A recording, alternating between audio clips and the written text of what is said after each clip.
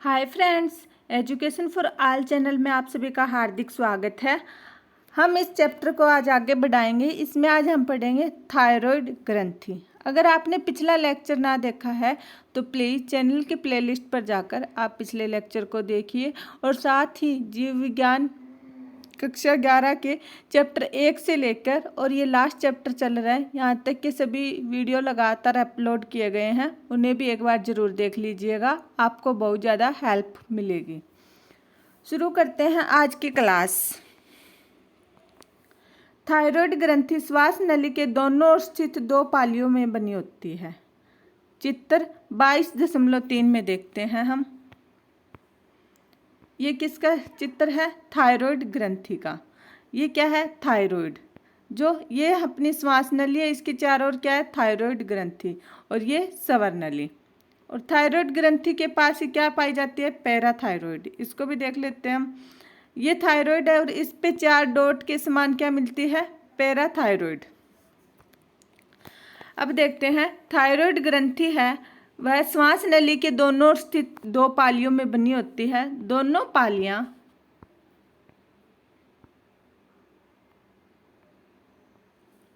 संयोजी ऊतक की पतली पल्लीनुमा इस्थमस से जुड़ी होती है। किससे? पतली पल्लीनुमा इस्थमस से। प्रत्येक थायराइड ग्रंथि पुटकों और भरण ऊतकों की बनी होती है। किसकी? पुटकों और भरण ऊतकों की बनी होती है। प्रत्येक थायराइड पुटक एक गुहा को घेरे पुटक कोशिकाओं से निर्मित होता है। ये पुटक कोशिकाएं दो हार्मोन टेट्रा आइडियोथायरोनिसिस T4 अथवा थायरोक्सिन तथा ट्राई आइडियोथायरोनिन का संश्लेषण करती है। ये लाइन एक बार फिर से पढ़ेंगे, साथ ही नाम को बार बार रिपीट करेंगे ताकि आपको याद भी हो जाए और बोलने में दिक्कत भी ना हो। ये पुटक कोशिकाएं दो हार्मोन कौन कौन से? टेट्रा, टेट्रा मतलब 4, आइडियोथायरोनिसिस अथवा थायरोक्सिन। थायरोक्सिन का दूसरा नाम क्या है? टेट्रा आइडियोथायरोनिसिस। मेरे साथ साथ रिपीट कीजिएगा, टेट्रा आइडियोथायरोनिसिस। और दूसरा ट्राई आइडियोथायरोनिनिन। ट्राई मतलब 3, आइडियोथायरोनिनिन T3 का संश्लेषण करती है। थायराइड हार्मोन के सामान्य दर से संश्लेषण के लिए आयोडीन आवश्यक है। थायराइड के लिए क्या आवश्यक है? इसके संश्लेषण के लिए आयोडीन, जो किस में पाया जाता है? नमक में। हमारे भोजन में आयोडीन की कमी से अवथायरॉयडिता एवं थायराइड ग्रंथि की वृद्धि हो जाती है। जब हमारे भोजन में आयोडीन की कमी होती है तो क्या हो जाती है? अवथायरॉयडिता और थायराइड ग्रंथि की वृद्धि हो जाती है, जिसे साधारणतः गलकंड कहते हैं। इंग्लिश में से गोइटर, इसे हम क्या बोलेंगे? गलकंड। गर्भावस्था के समय अवस्था थायराइड अवधाथायरॉयडिता के कारण गर्भ में विकसित हो रहे बालक की वृद्धि विकृत हो जाती है। मतलब एक गर्भवती महिला के लिए आयोडीन बहुत ही ज़्यादा जरूरी है। अगर आयोडीन की कमी रहेगी उसमें तो उसके बच्चे पे प्रभाव पड़ेगा और वो विकृत पैदा होगा। इससे बच्चे की अवरोधित वृद्धि, क्रेटिनिज्म या वामनता तथा मंदबुद्धि, त्वचा असमानता, मूक बधिरता आदि हो जाती है। वयस्क स्त्रियों में अस्थायरता मासिक चक्र को अनियमित कर देता है। थायराइड ग्रंथि की कैंसर अथवा इसमें गांठों में वृद्धि से थायराइड हार्मोन के संश्लेषण की दर असामान्य रूप से अधिक हो जाती है। इस स्थिति को थायराइड अतिक्रियता कहते हैं, जो शरीर की कार्य पर प्रतिकूल प्रभाव डालती है। मतलब थायराइड की कमी से तो क्या होगा? थायराइड ग्रंथि में वृद्धि होने लग जाएगी, गोइटर या गलकंड रोग हो जाएगा। और गर्भावस्था में की महिला में अगर थायराइड की कमी होगी तो उसके बच्चे पर विपरीत प्रभाव पड़ेगा, वह विकृत पैदा होगा। और वहीं दूसरी ओर अगर देखें थायराइड ग्रंथि में कैंसर उत्पन्न हो जाता है तो इसमें क्या होगी? थायराइड हार्मोन का संश्लेषण ज़्यादा होगा। अगर हमारे शरीर में थायराइड हार्मोन का ज़्यादा संश्लेषण होना शुरू हो जाए तो वो भी हानिकारक है। वह शरीर की कार्य क्रियाओं पर प्रभाव डालेगा और उसको अनियमित बनाएगा।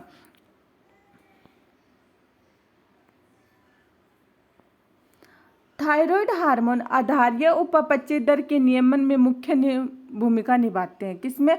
आधारीय उपापचय दर के नियमन में यह मुख्य भूमिका निभाते हैं। ये हार्मोन लाल रक्त कणिकाओं के निर्माण की प्रक्रिया में भी सहायता करते हैं। मतलब हमारी RBC के बनाने में भी हेल्पफुल है। थायराइड हार्मोन कार्बोहाइड्रेट, प्रोटीन, वसा के उपापचय, संश्लेषण और विखंडन को भी नियंत्रित करते हैं। किस किस को? कार्बोहाइड्रेट, प्रोटीन, वसा के उपापचय को भी नियंत्रित करते हैं। कुल मिलाकर थायराइड हार्मोन मोस्ट इम्पोर्टेंट है हमारी लाइफ के लिए। जल और विद्युत अपघट्यों के नियमन में भी थायराइड हार्मोन प्रभावित करते हैं। थायराइड ग्रंथि से एक प्रोटीन हार्मोन थायरोकैल्सिटोनिन का भी स्राव होता है जो रक्त में कैल्शियम के स्तर को नियंत्रित करता है। स्टार लगा लीजिएगा, इम्पोर्टेंट से इम्पोर्टेंट क्वेश्चन बन रहा है यहाँ पे। क्या है? थायराइड ग्रंथि है वो एक प्रोटीन हार्मोन कौन सा? थायरोकैल्सिटोनिन का स्राव करती है और जो किस में हेल्प करता है? वह जो रक्त में प्रेजेंट कैल्शियम के स्तर को कंट्रोल करता है। हमारे जो खून में कैल्शियम की मात्रा प्रेजेंट होती है उसका नियमन किसके द्वारा होएगा? थायरोकैल्सिटोनिन के द्वारा। नेत्रोसेंडी गलकंड एक्स ऑप्थेल्मिक वाइटर थायराइड की अतिक्रियता का एक रूप है। मतलब इसमें क्या होता है? आंखें बाहर आ जाती है और चेहरा सूज जाता है। थायराइड ग्रंथि में वृद्धि, नेत्र गोलकों का बाहर की ओर उभर आना, आधारी उपापचय दर में वृद्धि, बाहर में हार्श इसके अभिलक्षण है। इसे ग्रेवस रोग भी कहते हैं। इसे क्या बोलेंगे? ग्रेवस रोग भी कहते हैं। नेक्स्ट है पैराथायराइड ग्रंथि। जो हमने देखा थायराइड पर 4 डॉट होती है उन्हें हम क्या बोलेंगे? पैराथायराइड ग्रंथि। इसके बारे में देखते हैं। पैराथायराइड ग्रंथि, मानव में 4 पैराथायराइड ग्रंथियां थायराइड ग्रंथि के पश्च पर स्थित होती है। थायराइड ग्रंथि की 2 पालियों पर प्रत्येक एक जोड़ी पैराथायराइड ग्रंथियां पाई जाती है जो चित्र 22.3b में दिखाया गया है, जो पैराथायराइड हार्मोन नामक एक पेप्टाइड हार्मोन का स्राव करती है। पैराथायराइड ग्रंथि किसका स्राव करेगी? पैराथायराइड हार्मोन का, पीटीएच का। पीटीएच का स्राव रक्त के साथ परिसंचारित कैल्शियम आयन के द्वारा नियमित होता है। इसका नियमन किसके द्वारा होगा? जो रक्त में प्रेजेंट होता है कैल्शियम आयन। किसके द्वारा? Calcium ion. याद रखना थायराइड किससे रिलेटेड है? कैल्शियम से।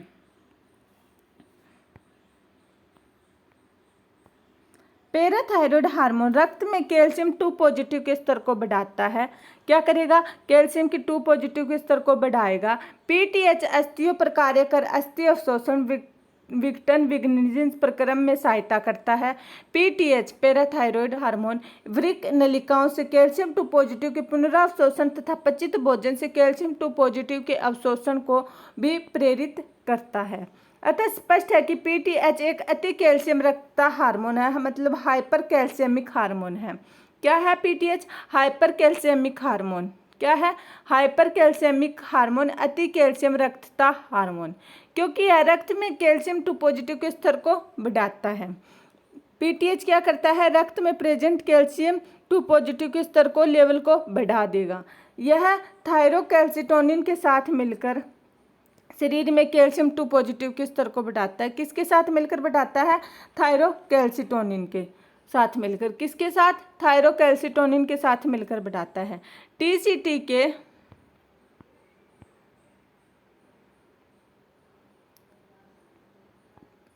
साथ मिलकर यह शरीर में कैल्शियम 2 पॉजिटिव के संतुलन को बनाए रखने में महत्वपूर्ण भूमिका निभाता है।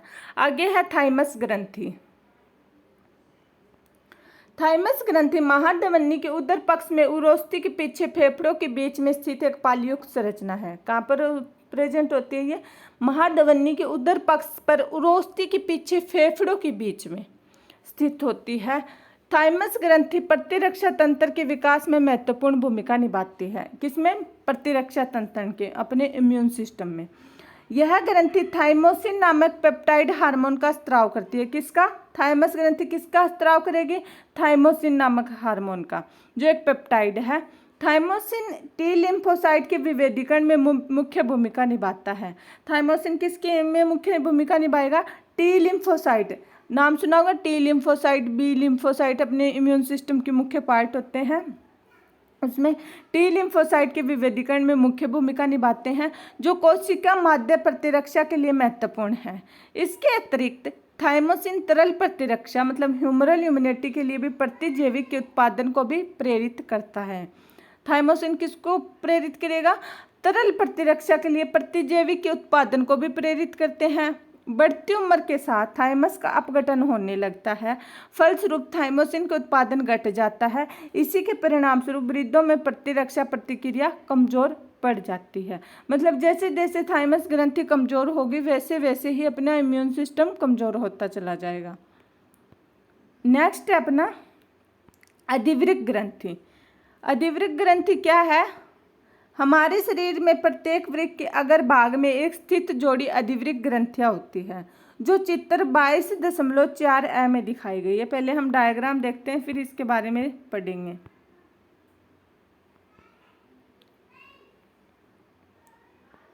वृक्क एवं अधिवृक्क ग्रंथि, ये क्या है? वृक्क, जिसे हम इंग्लिश में किडनी बोलते हैं। इसके ऊपर क्या होती है? अधिवृक्क ग्रंथि।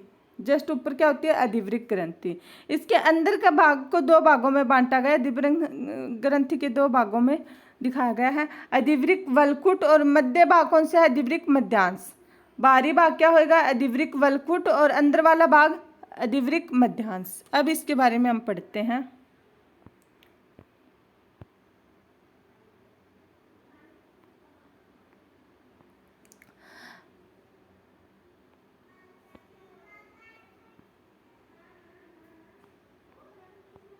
हमारे शरीर के प्रत्येक वृक्क के अगर भाग में एक स्थित एक जोड़ी अधिवृक्क ग्रंथियां होती है। ग्रंथियां दो प्रकार के ऊतकों से निर्मित होती है। ग्रंथि के बीच में स्थित ऊतक अधिवृक्क मध्यांश, जो मध्य होता है, मध्यांश बोलेंगे, और बाहरी और स्थित ऊतक को अधिवृक्क वलकुट कहा जाता है। क्या कहलाता है? अधिवृक्क वलकुट। अधिवृक्क मध्यांश दो प्रकार के हार्मोन का स्त्राव करता है, जिन्हें एड्रेनलिन या एपिनेफ्रिन और नॉन एड्रेनलिन या नॉन एपिनेफ्रिन कहा जाता है। कौन कौन से हार्मोन का स्त्राव करेगा? एड्रेनलिन, जिसे हम एपिनेफ्रिन भी कहते हैं, नॉन एड्रेनलिन, जिसे नॉन एपिनेफ्रिन भी कहते हैं। साथ साथ बोलिएगा, एड्रेनलिन और नॉन एड्रेनलिन, एपिनेफ्रिन और नॉन एपिनेफ्रिन। आगे इन्हें सम्मिलित रूप से कैटेकोलिमिनस कहते हैं। दोनों को मिलाकर क्या बोलेंगे? कैटेकोलिमिनस। क्या बोलेंगे? कैटेकोलिमिनस। एड्रेनलिन और नॉन एड्रेनलिन किसी भी प्रकार के दबाव या आपातकालीन स्थिति में अधिकता में तेजी से स्रावित होते हैं। इसी कारण ये आपातकालीन हार्मोन या युद्ध हार्मोन, फ्लाइट हार्मोन कहा जाता है। मतलब 3F। एड्रेनलिन को क्या बोलेंगे? 3F, मतलब fight, flight, fear hormone. 3F का क्या मतलब होता है? Fight, flight, fear hormone. यह आपातकालीन हार्मोन है, युद्ध हार्मोन, फ्लाइट हार्मोन भी कहते हैं। ये हार्मोन सक्रियता, तेजी, आंखों की पुतलियों के फैलाव, रोंगटे खड़े होना, पसीना आदि को बढ़ाते हैं। दोनों हार्मोन हृदय की धड़कन, हृदय संकोचन की क्षमता और श्वसन की दर को बढ़ाते हैं। कैटेकोलिमिन ग्लाइकोजन के विखंडन को भी प्रेरित करते हैं, जिसके परिणाम स्वरूप रक्त में ग्लूकोज का स्तर बढ़ जाता है। जो कैटेकोलिमिन है वो क्या करेगा? ग्लाइकोजन के विखंडन को प्रेरित करेगा, जिससे ग्लूकोज का स्तर बढ़ जाएगा। साथ ही ये लिपिड और प्रोटीन के विखंडन को भी प्रेरित करते हैं। किसको? लिपिड और प्रोटीन के विखंडन को भी प्रेरित करते हैं। नेक्स्ट है, अधिवृक्क वलकुट को 3 परतों में विभाजित किया जा सकता है। कौन कौन सी? जोना रेक्टिकुलरिस आंतरिक परत, जोना फेसिकुलेटा मध्य परत और जोना ग्लोमेरुलोसा बाहरी परत। अधिवृक्क वलकुट को 3 परतों में विभाजित किया गया है। मेरे साथ साथ रिपीट कीजिएगा, कौन कौन सी परत है वो? जोना रेक्टिकुलरिस, जोना फेसिकुलेटा और जोना ग्लोमेरुलोसा। एक बार फिर से रिपीट कीजिएगा, जोना रेक्टिकुलरिस, जोना फेसिकुलेटा, जोना ग्लोमेरुलोसा। अधिवृक्क वलकुट कई हार्मोन का स्त्राव करता है, जिन्हें सम्मिलित रूप से कोर्टिकोस्टेरॉइड हार्मोन या कोर्टिकोइड कहते हैं। क्या है? जो ये कई हार्मोन का स्त्राव करेगा, जिन्हें कोर्टिकोस्टेरॉइड हार्मोन या कोर्टिकोइड कहते हैं। जो कोर्टिकोस्टेरॉइड कार्बोहाइड्रेट के उपापचय में संलग्न होते हैं, ग्लूकोकोर्टिकोइड कहलाते हैं। हमारे शरीर में कोर्टिसोल मुख्य ग्लूकोकोर्टिकोइड है। अपने शरीर है उसमें मुख्य कोर्टिसोल कौन से हैं? ग्लूकोकोर्टिकोइड। जल और विद्युत अपघट्यों का संतुलन करने वाले कोर्टिस्टेरॉइड मिनरेलोकोर्टिकोइड्स कहलाते हैं। हमारे शरीर में एल्डोस्टेरोन मुख्य मिनरेलोकोर्टिकोइड है। हमारे शरीर में मुख्य मिनरेलोकोर्टिकोइड कौन सा है? एल्डोस्टेरोन। कौन सा? एल्डोस्टेरोन। आगे, ग्लूकोकोर्टिकोइड ग्लाइकोजन संश्लेषण, ग्लूकोजियोनेंसिस वसा अपघटन और प्रोटीन अपघटन को प्रेरित करता है। जो ग्लूकोकोर्टिकोइड है वो किन किन को प्रेरित करेगा? ग्लाइकोजन संश्लेषण, ग्लूकोजियोनेंसिस वसा अपघटन और प्रोटीन अपघटन को प्रेरित करेगा तथा अमीनो अम्लों के कोशिकीय ग्रहण और उपयोग को अवरोधित करता है। और अवरोध किस में डालेगा? अमीनो अम्लों के कोशिकीय ग्रहण और उपयोग को अवरोधित करेगा। कोर्टिसोल हृदय संवहनी तंत्र के रख रखाव तथा वृक्क की क्रियाओं में भी संलग्न होता है। कोर्टिसोल वह हृदय संवहनी तंत्र के रख रखाव तथा वृक्क की क्रियाओं में भी संलग्न होता है। ग्लूकोकोर्टिकोइड एक विशेष रूप से कोर्टिसोल प्रतिशोध प्रतिक्रिया को प्रेरित करता है तथा प्रतिरक्षा तंत्र प्रतिक्रिया को अवरोधित करता है। कोर्टिसोल लाल रुधिर कणिकाओं के उत्पादन को प्रेरित करता है। एल्डोस्टेरोन मुख्यतः वृक्क नलिकाओं पर कार्य करता है। सोडियम पॉजिटिव जल के पुनरावशोषण तथा पोटासियम पॉजिटिव व फॉस्फेट आयन के उत्सर्जन को प्रेरित करता है। इस प्रकार एल्डोस्टेरोन विद्युत अपघटनों, शरीर द्रव के आयतन, प्रासरणी दबाव, रक्त दाब को बनाए रखने में सहायक होता है। आगे है एड्रेनलिन वल्कुट द्वारा कुछ मात्रा में एंड्रोजेनिक स्टेरॉइड का भी स्त्राव होता है। एड्रेनलिन वल्कुट है उसके द्वारा कुछ एंड्रोजेनिक स्टेरॉइड का भी रिसाव होगा, स्त्राव होगा, जो यौवनारंभ के समय अक्षीय रोम, जघन रोम, मुख रोम, रोम मतलब बाल में वृद्धि में भूमिका अदा करते हैं। एड्रेनल वल्कुट द्वारा हार्मोन के अल्पस्राव के कारण कार्बोहाइड्रेट उपापचय पर विपरीत प्रभाव पड़ता है, जिसके कारण अत्यंत दुर्बलता एवं थकावट का अनुभव होता है तथा एडिसन रोग हो जाता है। क्या हो जाता है? एडिसन रोग। आगे है अग्नाशय। अग्नाशय के बारे में देखते हैं। इसका पहला ही मोस्ट इम्पोर्टेंट क्वेश्चन है, अग्नाशय एक संयुक्त ग्रंथि है जो अंतःस्रावी और बहिःस्रावी दोनों के रूप में कार्य करती है। अग्नाशय से रिलेटेड कौन सा क्वेश्चन बनेगा? पहला तो यह एक संयुक्त है जो अंतःस्रावी और बहिःस्रावी दोनों है। अग्नाशय कैसी ग्रंथि है? अंतःस्रावी और बहिःस्रावी दोनों है। अंतःस्रावी अग्नाशय लेगरहंस द्वीपों से निर्मित होता है। अंतःस्रावी अग्नाशय किससे निर्मित होगा? लेगरहंस द्वीपों से। या फिर क्वेश्चन बनता है लेगरहंस द्वीप किससे रिलेटेड है? अग्नाशय से। लेगरहंस द्वीप कहाँ पाए जाते हैं? अग्नाशय में। साधारण मनुष्य के अग्नाशय में लगभग 10 से 20 लाख लेगरहंस द्वीप होते हैं। साधारण मनुष्य में कितने लेगरहंस द्वीप होते हैं? 10 से 20 लाख। जो अग्नाशयी ऊतकों का 1 से 2% होता है। कितना? अग्नाशयी ऊतकों का 1 से 2% तक। प्रत्येक लेगरहंस द्वीप के मुख्य रूप से 2 प्रकार की कोशिकाएं होती हैं, जिन्हें अल्फा और बीटा कोशिकाएं कहते हैं। लेगरहंस द्वीप में कौन सी 2 प्रकार की कोशिकाएं होती है? अल्फा कोशिका और बीटा कोशिका। मोस्ट इंपॉर्टेंट है, आप स्टार लगा लीजिएगा, अंडरलाइन कर लीजिएगा अपनी बुक पे। अल्फा कोशिकाओं का ग्लूकोगोन तथा बीटा कोशिकाओं इंसुलिन हार्मोन का स्त्राव करती है। मोस्ट इंपॉर्टेंट क्वेश्चन है, अल्फा कोशिकाएं किसका स्त्राव करती है? ग्लूकोगोन का, और बीटा इंसुलिन हार्मोन का। मेरे साथ रिपीट कीजिएगा, याद कर लीजिएगा यहीं पे। अल्फा कोशिकाएं ग्लूकोगोन का स्त्राव करेगी और बीटा कोशिकाएं इंसुलिन का स्त्राव करेगी। बीटा इंसुलिन का, अल्फा ग्लूकोगोन का। ग्लूकोगोन एक पेप्टाइड हार्मोन है जो सामान्य रक्त शर्करा के स्तर को नियमन में मुख्य भूमिका निभाता है। ग्लूकोगोन क्या है? एक पेप्टाइड हार्मोन है जो अपने रक्त शर्करा मतलब शुगर लेवल के नियमन को कंट्रोल करता है।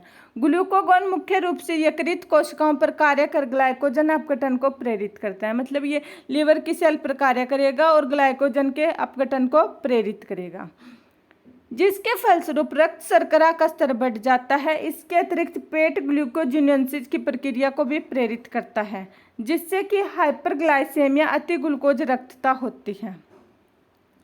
तो क्या हो जाएगी? हाइपरग्लाइसेमिया, जिसमें अपने रक्त में ग्लूकोज का लेवल बढ़ जाएगा। ग्लूकोगोन कोशिकीय शर्करा के अभिग्रहण और उपयोग को कम करता है। ग्लूकोगोन क्या करेगा? कोशिकीय शर्करा के अभिग्रहण और उपयोग को कम करेगा। अतः ग्लूकोगोन हाइपरग्लाइसेमिक हार्मोन है। ग्लूकोगोन क्या है? हाइपरग्लाइसेमिक हार्मोन जो ग्लूकोज लेवल को बढ़ाएगा, रक्त शर्करा को बढ़ाएगा। इंसुलिन भी एक प्रोटीन हार्मोन है। क्या है? एक प्रोटीन हार्मोन है। इंसुलिन क्या है? डायरेक्ट क्वेश्चन बने तो एक प्रोटीन हार्मोन है। जो ग्लूकोज समस्थापन के नियमन में मुख्य भूमिका निभाता है। इंसुलिन मुख्यतः हिपेटोसाइट और एपिडोसाइट पर कार्य करता है। किस पे? हिपेटोसाइट और एपिडोसाइट पर कार्य करता है और कोशिकीय ग्लूकोज अभिग्रहण के उपयोग को बढ़ाता है। इसके फलस्वरूप ग्लूकोज तीव्रता से रक्त हिपेटोसाइट और एपिडोसाइट में जाता है तथा रक्त शर्करा के स्तर को कम हाइपोग्लाइसेमिया हो जाता है। इसमें क्या होगा? रक्त शर्करा को कम हो जाएगा। उसमें रक्त में शर्करा का लेवल बढ़ता है ग्लूकागॉन में, तो इंसुलिन में में शर्करा का लेवल घटाता है। इंसुलिन लक्ष्य कोशिकाओं में ग्लूकोज से ग्लाइकोजन बनने की प्रक्रिया को प्रेरित करता है। रक्त में ग्लूकोज समस्थापन का नियमन सम्मिलित रूप से दो हार्मोन इंसुलिन और ग्लूकागॉन द्वारा होता है। लंबी अवधि तक हाइपरग्लाइसेमिया, अति ग्लूकोज रक्तता होने पर डायबिटीज मेलिटस मधुमेह बीमारी हो जाती है। ज़्यादा लंबी अवधि तक मतलब हाइपरग्लाइमेशिया लगातार चलता रहे तो क्या हो जाएगी? डायबिटीज मेलिटस मधुमेह बीमारी हो जाती है, जो मूत्र के साथ शर्करा का ह्रास और हानिकारक पदार्थों जैसे कीटोन बॉडी का निर्माण से जुड़ी होती है। मतलब जिनमें डायबिटीज होती है उनकी यूरिन में कीटोन बाहर आएगा। मधुमेह के मरीजों को इंसुलिन द्वारा सफलतापूर्वक उपचार किया जा सकता है। आज की क्लास हम यहीं पर समाप्त करते हैं। नेक्स्ट क्लास में ये चैप्टर खत्म हो जाएगा। इसके साथ ही हम +2 की जीव विज्ञान 12वीं कक्षा की जीव विज्ञान का प्रारंभ करेंगे। हमारे साथ जुड़े रहिएगा और रोज़ रात 8 बजे एक लेक्चर को प्राप्त करिएगा और साथ के साथ उसे देखिएगा। वीडियो को ज़्यादा से ज़्यादा लाइक, चैनल को सब्सक्राइब एंड शेयर ज़रूर करिए ताकि हमें पढ़ाने में मोटिवेशन मिले। धन्यवाद।